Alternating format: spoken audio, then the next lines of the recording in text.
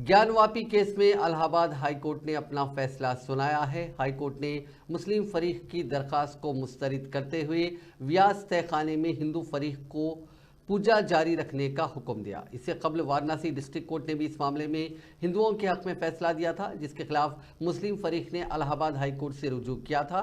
ताहम यहां भी मुस्लिम फरीक को मायूसी हुई और इलाहाबाद हाईकोर्ट ने ज्ञानवापी के व्यास तहखाने में हिंदुओं को पूजा करने का हक महफूज रखा।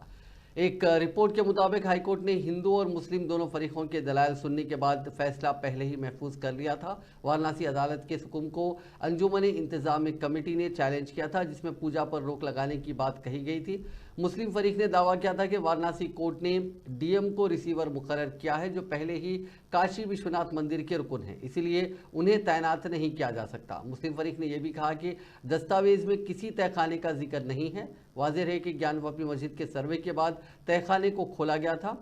शैलेंद्र कुमार पाठक ने इस मामले में मुकदमा भी दर्ज कराया था, जिसके बाद 31 जनवरी को डिस्ट्रिक्ट जज के हुक्म पर हिंदू फरीक को पूजा का हक दिया गया था। हुक्म के बाद काशी विश्वनाथ ट्रस्ट ने पूजा शुरू कर दी थी। दरहकीकत पूजा शुरू होने से पहले हिंदू फरीक ने दावा किया था कि नवंबर 1993 से पहले उस वक्त की रियासती हुकूमत ने व्यास तहखाने में पूजा को रोक दिया था, जिसे दोबारा शुरू करने का हक दिया जाए।